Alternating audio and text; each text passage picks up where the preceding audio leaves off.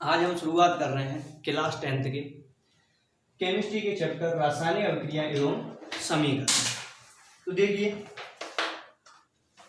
हम लोग जानते हैं कि हमारे चारों तरफ सदैव अनेक परिवर्तन घटित होते रहते हैं। इनमें से कुछ परिवर्तन ऐसे होते हैं जिनमें केवल पदार्थ के भौतिक आकार, भौतिक गुण में परिवर्तन होता है, जिन्हें हम भौतिक परिवर्तन कहते हैं। जैसे कि बर्फ का गलना, जल का वाष्प होना।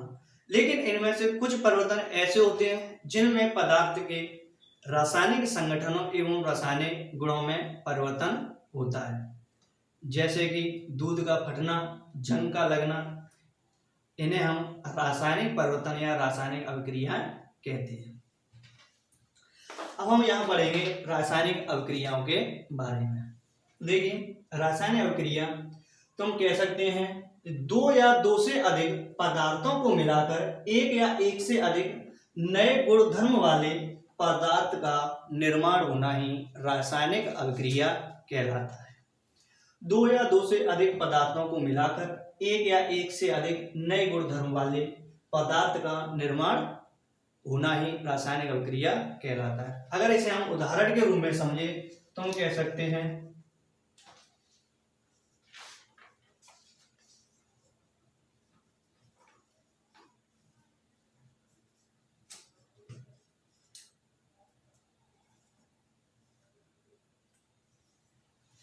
हाइड्रोजन और ऑक्सीजन से मिलकर जल बनता है।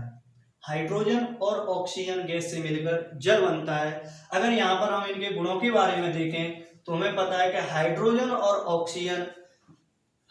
और ऑक्सीजन जलने में अत्यधिक सहायक होती हैं, लेकिन जो जल है हमारा वो आग को बुझाने में सहायक होता है। आग को बुझाने में सहायक होता है। तो यहाँ पर इन दोनों के जो गुण हैं वो अलग अलग हैं।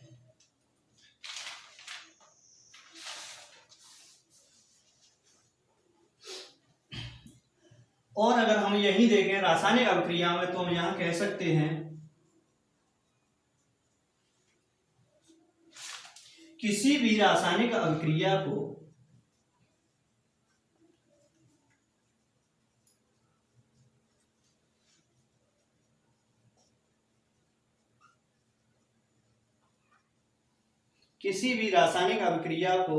किसी भी भौतिक विधि द्वारा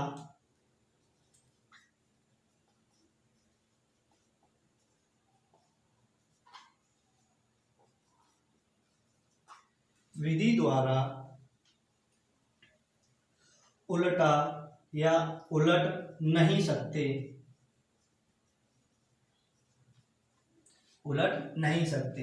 यानी कि किसी भी रासायनिक अभिक्रिया को किसी भी भौतिक विधि द्वारा उलट नहीं सकते। यहां पर अगर हम भौतिक विधि देखें तो भौतिक विधि हमारी जो आप पिछली 9th क्लास में पढ़ के आए होंगे, यहां पर अगर हम कुछ देखें तो जैसे वाष्पीकरण,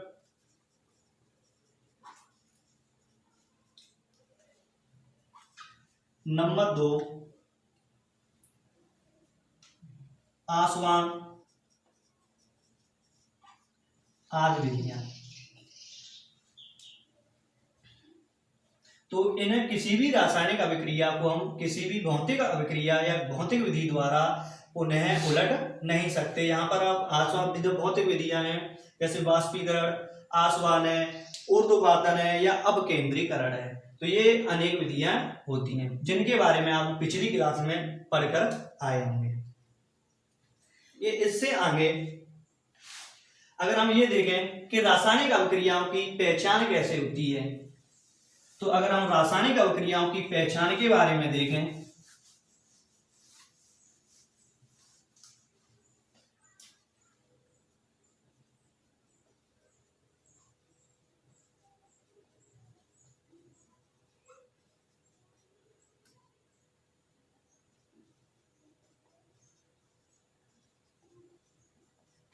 तो रासायनिक अभिक्रियाओं की पहचान निम्न तरीकों से की जा सकती है।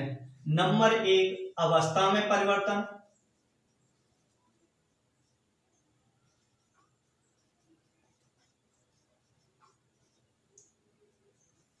नंबर 2 रंग में परिवर्तन।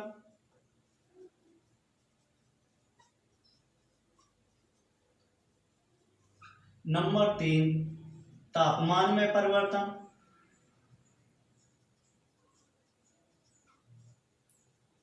और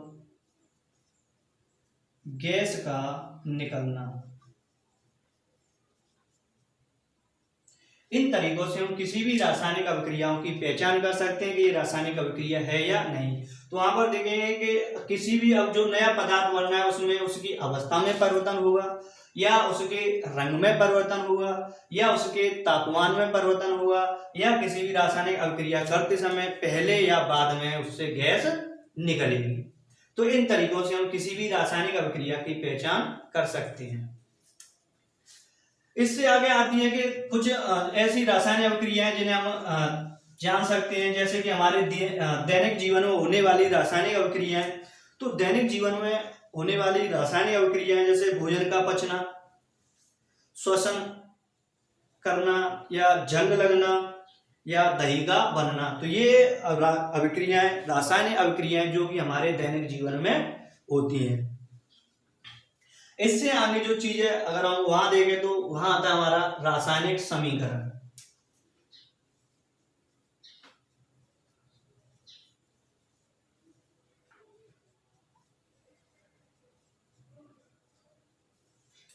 रासायनिक समीकरण को समझने से पहले हमें यहाँ पर दो चीजें समझना जरूरी है कि रासायनिक समीकरण है वो बनता कैसे है। तो सबसे पहले इसमें दो चीजें होती हैं। एक होता है हमारा अभिकारक,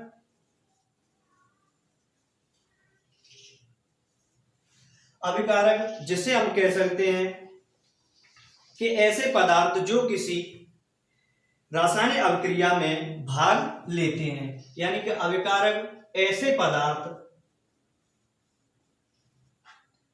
जो किसी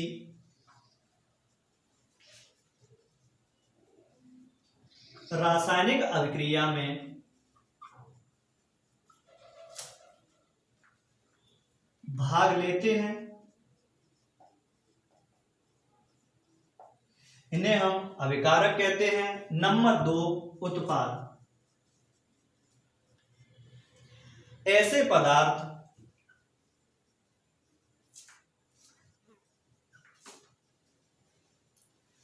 पदार्थ जो किसी रासायनिक अभिक्रिया से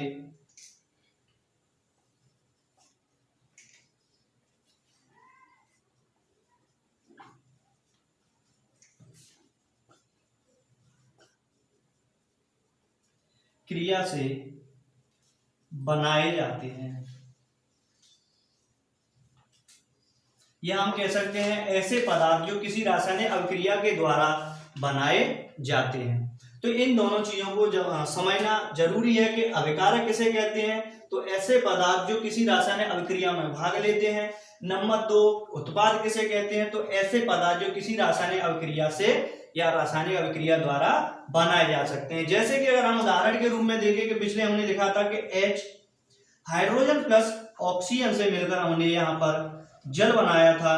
तो यहाँ हम कह सकते हैं कि ये हाइड्रोजन और ऑक्सीजन ये दोनों रासायनिक अभिक्रिया में भाग ले रहे हैं, तो हम इन्हें अभिकारक कह सकते हैं।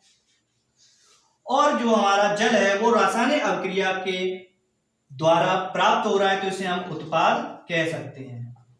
तो यहाँ पर इन दोनों चीजों को अभिकारक किसे कहते हैं और उत्पाद किसे कहते हैं। जो रासायनिक अभिक्रिया में भाग लेते हैं उन्हें अभिकारक कहते हैं, और जो रासायनिक अभिक्रिया के द्वारा प्राप्त किए जाते हैं उन्हें हम उत्पाद कहते हैं।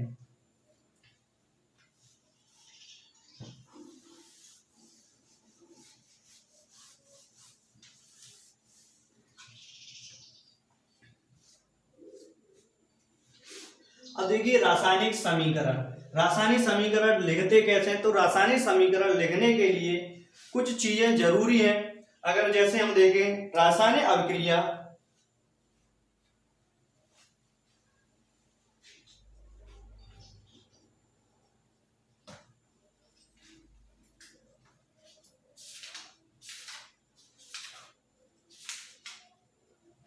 रासायनिक अभिक्रिया को रासायनिक समीकरण द्वारा निरूपित किया जाता है।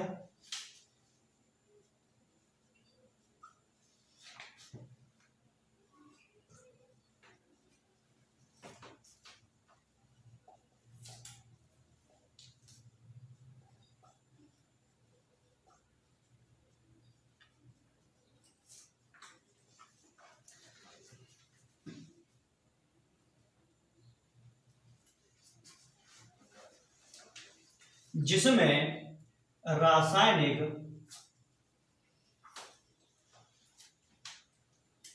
समीकरण में भाग लेने वाले अभिकारक और उत्पाद को प्रतीक को हम सूत्र कह सकते हैं। सूत्र का मतलब है जैसे ऑक्सीजन को हम O लिखते हैं, हाइड्रोजन को हम H लिखते हैं, लोहे को हम Fe लिखते हैं, Cl आदि। यानी कि जो भी पदार्थ है उसका प्रतीक को हमें लिखना है। साथ ही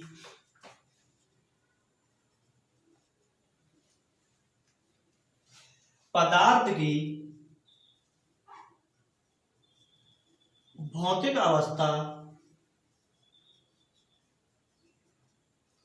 को भी लिखना है।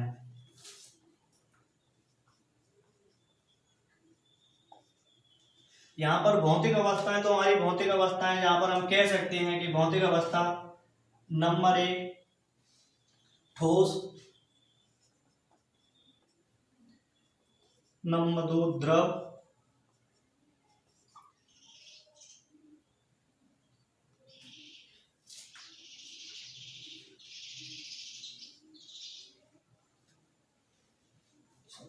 गैस, या नंबर 4 जलीय विलयन। तो ठोस को हम प्रतीक देते हैं एस। एस का मतलब इन्हें हम अंग्रेजी शब्दों से लेते हैं।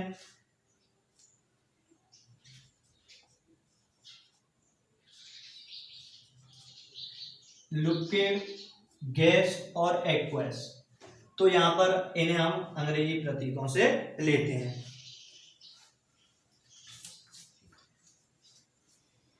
जैसे कि हमने यहां पर अभी लिखा था कि hydrogen gas plus oxygen gas दोनों जल का निर्माण करते हैं। तो यहां पर जो हमारी हाइड्रोजन है वो गैस है, ऑक्सीजन है वो गैस है, लेकिन जो जल है वो हमारा लिक्विड है। तो यहां पर इनकी भौतिक अवस्था को भी हमें लिखना है। ये वह हमारा रासायनिक समीकरण। लेकिन ये रासायनिक समीकरण हमारा सही नहीं है, तो ऐसे समीकरणों को हम कंकाली समीकरण कहते हैं। ऐसे समीकरणों को हम कंकाली समीकरण कहते हैं। सही नहीं है क्योंकि यहां पर हमने इनकी भौतिक अवस्था को तो लिख दिया, लेकिन यहां पर दो चीजें हैं कि ये संतुष्ट नहीं है। संतुष्ट होने का मतलब क्या है कि अभिकारक और उत्पाद में पदार्थ के परमाणुओं की संख्या बराबर होनी चाहिए। अभिकारक और उत्पाद में पदार्थ के परमाणुओं की संख्या बराबर होनी चाहिए। यदि दोनों तरफ पदार्थ के परमाणुओं की संख्या बराबर है तो समीकरण संतुष्ट है। यदि दोनों तरफ परमाणुओं की संख्या बराबर नहीं है तो समीकरण संतुष्ट नहीं है, और ऐसे समीकरणों को हम कंकाली समीकरण कहते हैं। तो इससे आगे अब हम पढ़ेंगे रासायनिक समीकरणों को संतुष्ट करना।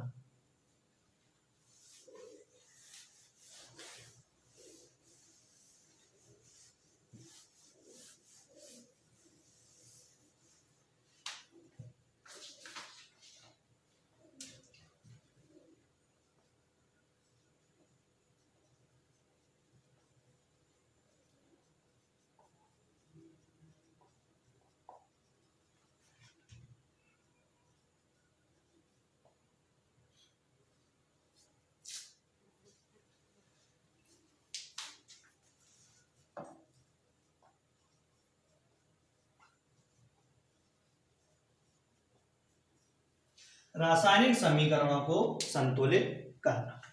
देखिए यहां पर जैसे कि हमने पिछला एक उदाहरण लिया था कि hydrogen gas plus oxygen gas दोनों को मिलाकर हम जल का निर्माण कर रहे हैं। तो सबसे पहले अगर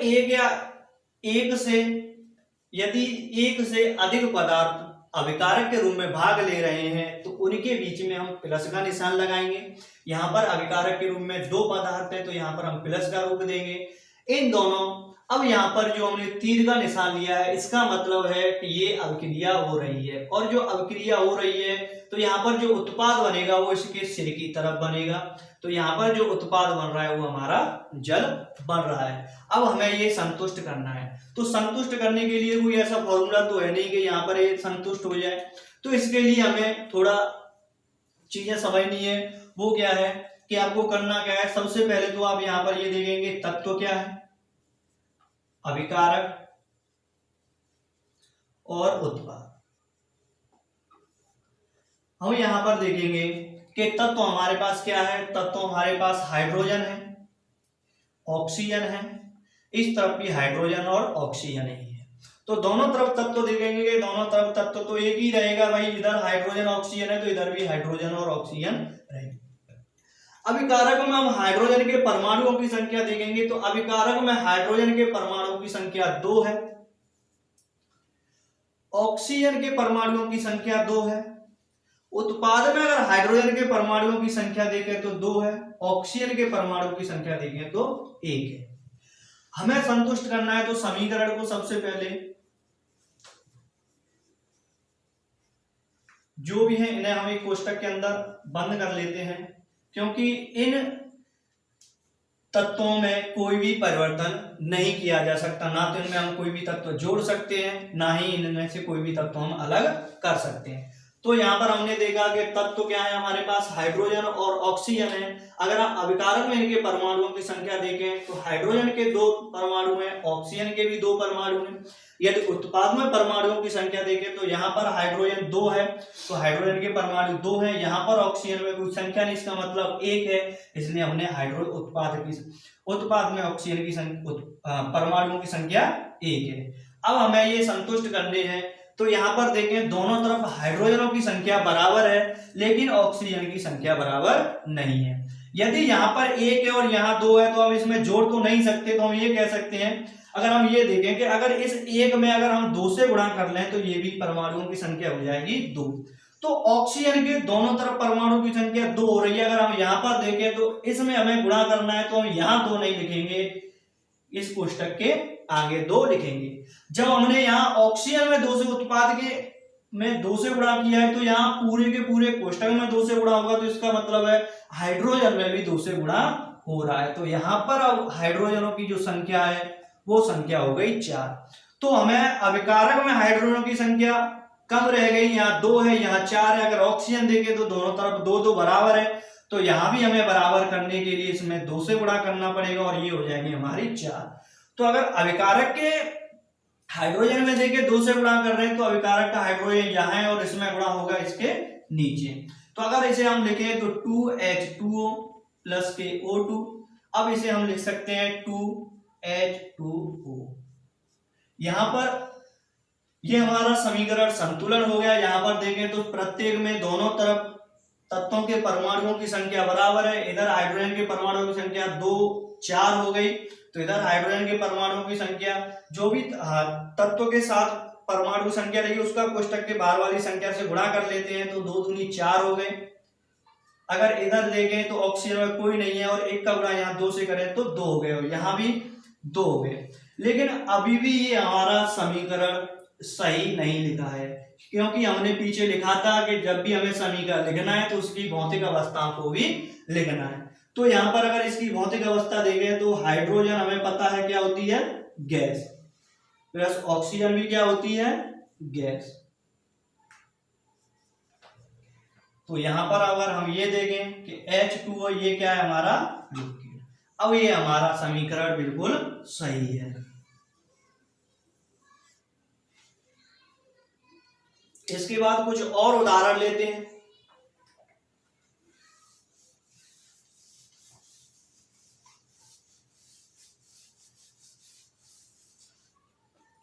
जैसे कि हमने उदाहरण लिया मैग्नीशियम प्लस ऑक्सीजन को मिलाकर मैग्नीशियम ऑक्साइड बनाया जाता है।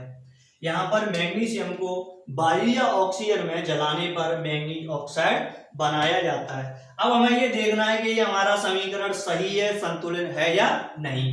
तो संतुलन करने के लिए सबसे पहले हमने देखा कि यहाँ पर Mg है, अभिकारक और तत्व लिख लेते हैं हम। यहाँ पर तत्व, अभिकारक और उत्पाद। अगर यहाँ तत्व देखें तो Mg है और ऑक्सीजन। अभिकारक में मैग्नीशियम के परमाणुओं की संख्या 1 है, अभिकारक में ऑक्सीजन के परमाणुओं की संख्या 2 है। अगर हम उत्पाद में देखें तो उत्पाद में मैग्नीशियम के परमाणुओं की संख्या 1 है और ऑक्सीजन के परमाणुओं की संख्या भी 1 है। तो यहाँ पर हमें ये संतुलित करना है, संतुलित करना है। तो सबसे पहले तो हमने वही कि इसे हम कोष्टक में लिख लेंगे, जिससे कि हम इन तत्वों में कोई भी परिवर्तन ना करना पड़े। जो भी परिवर्तन करेंगे हम इन तत्वों के बाहर ही करेंगे। अब यहाँ पर देखिए कि दोनों तरफ जो भी हमारा मैग्नीशियम है उसके तत्व परमाणुओं की संख्या तो समान है, सिर्फ ऑक्सीजन के परमाणुओं की संख्या में अंतर है। यहाँ 2 है, अगर हम देखें तो यहाँ पर अगर हम 2 से गुणा कर लें तो यहाँ पर ऑक्सीजन के भी परमाणुओं की संख्या समान हो जाएगी 2, ठीक है। लेकिन यहाँ देखें कि अगर हमें ऑक्सीजन, तो यहाँ तो 2 नहीं लगाएंगे, पूरे के कोष्टक के आगे 2 लगाना है हमें। तो यहाँ पर अब ये 2 का गुणा हमने मैग्नीशियम में कर लिया है, यहाँ भी हमने 2 से गुणा कर दिया। तो इधर आप ऑक्सीजन के जो मैग्नीशियम के परमाणुओं की संख्या है वो भी 2 हो गई, लेकिन यहाँ पर मैग्नीशियम के परमाणुओं की संख्या 1 है। तो हम क्या करेंगे, यहाँ भी 2 से गुणा कर लेंगे और ये हो गई 2। तो यहाँ मैग्नीशियम के 2 से गुणा करना है तो ये हो गया हमारा, ठीक है। यहाँ 2 कर लिया। अब देखें अगर दोनों तरफ परमाणुओं की संख्या बराबर है, दोनों तरफ बराबर है तो हम इसे लिख सकते हैं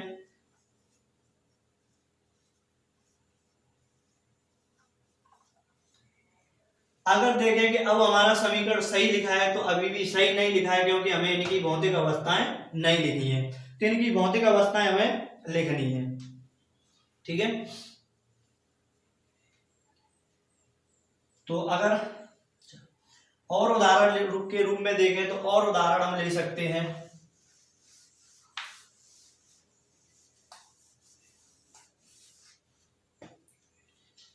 जैसे कि लोहे और की जल के साथ अभिक्रिया कराने पर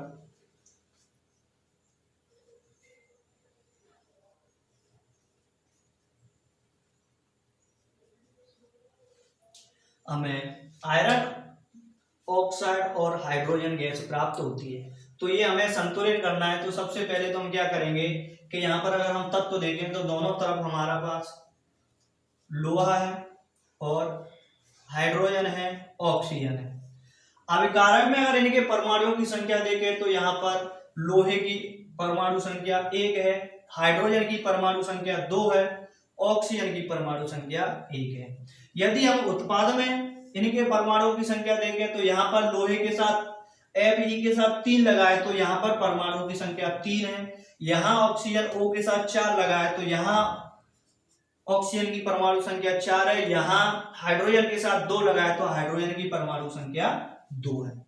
अगर हम इन्हें संतुष्ट करना है तो अगर हम देखें कि दोनों तरफ हाइड्रोजन की संख्या तो समान है, लोहे और ऑक्सीजन की संख्या भिन्न भिन्न है।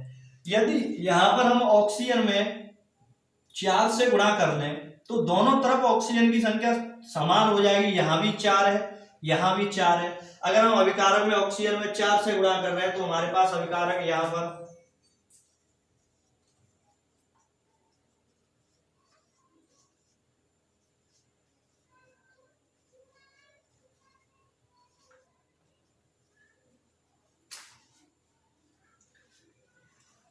ऑक्सीजन हमारा हाइड्रोजन के साथ अगर हम यहाँ 4 से गुणा करते हैं तो यहाँ हाइड्रोजन की संख्या, परमाणु की संख्या 8 होगी। मतलब हम कह सकते हैं अभिकारक के जो हाइड्रोजन है उसमें भी 4 से हमने गुणा कर लिया है। तो जब हमने यहाँ 4 से गुणा किया है तो हमें ये समान करने के लिए यहाँ हाइड्रोजन में भी हमें 4 से गुणा करना है, क्योंकि दोनों तरफ संख्या कैसी हो जाए, समान। तो यहाँ हाइड्रोजन यहाँ है तो यहाँ गुणा करने के लिए हमने 4 से गुणा कर दिया, दोनों तरफ हाइड्रोजन के परमाणुओं की संख्या समान हो गई। ऑक्सीजन के परमाणुओं की संख्या समान होगी, लेकिन देखें तो लोहे के परमाणुओं की संख्या समान नहीं है। यदि हम एक में 3 से गुणा कर लें तो ये भी 3 हो जाएगा और ये भी 3 है, तो ये संख्या समान हो सकती है। तो यहाँ पर हमने क्या किया, लोहे में भी 3 से गुणा कर दिया। यदि हम देखें तो अब इसे लिख सकते हैं 3Fe plus 4H2O Fe3O4 plus के 4H2। अब ये हमारा समीकरण संतुलित है। अगर इसे हमें सही लिखना है तो यहाँ पर एक चीज और लिखनी है हमें, इनकी भौतिक अवस्था है। तो जो हमारा लोहा होता है वो हमें पता है ठोस होता है, हाइड्रोजन हमें जल हमें पता है लिक्विड होता है, ये भी हमारा ठोस हो गया और ये हमारी गैस हो गई। अब ये समीकरण हमारा सही है। अगर रासायनिक समीकरणों को संतुलित करना, अगर और उदाहरण के रूप में देखें तो हम और उदाहरण ले सकते हैं।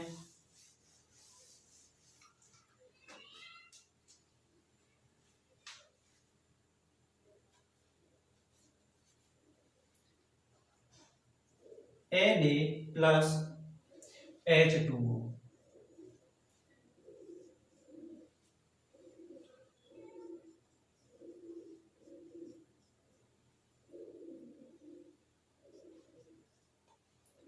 अगर यहां पर हमें इस समीकरण को हमें संतुलित करना है तो इस समीकरण को संतुलित करने के लिए अगर हम देखें तो वही करना हमें, सबसे पहले तो तत्व देखने हैं कि तत्व दोनों तरफ सोडियम है, हाइड्रोजन है और ऑक्सीजन है।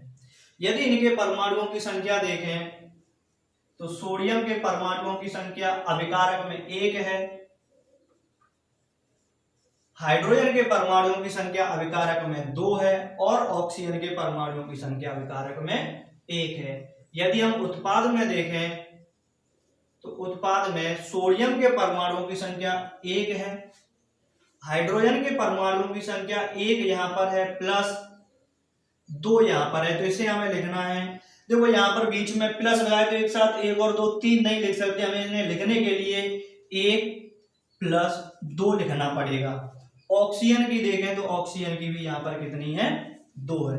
तो यहाँ देखें तो ऑक्सीजन तो हमारा समान है, सोडियम भी समान है, जो भी परिवर्तन अंतर आ रहा है वो आ रहा है हमारा हाइड्रोजन में।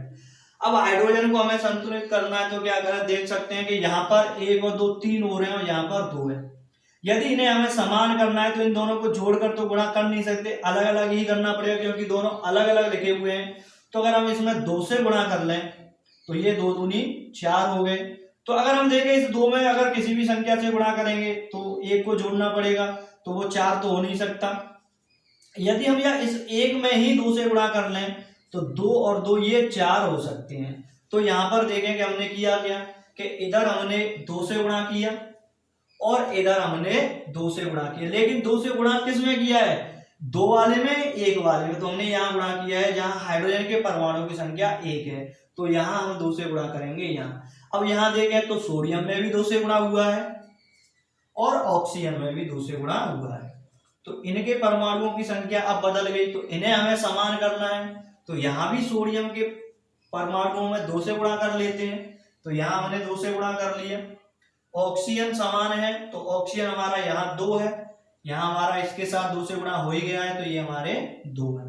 तो हम कह सकते हैं कि ये समीकरण हमारा संतुलित है। 2Na प्लस के 2H2O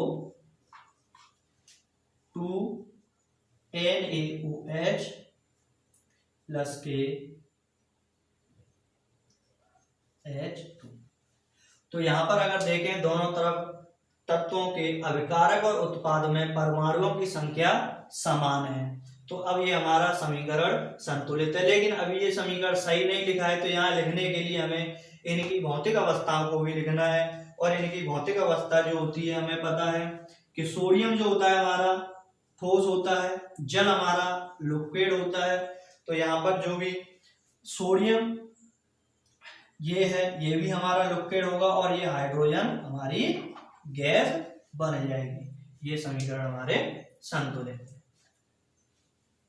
तो आज के लिए इतना ही।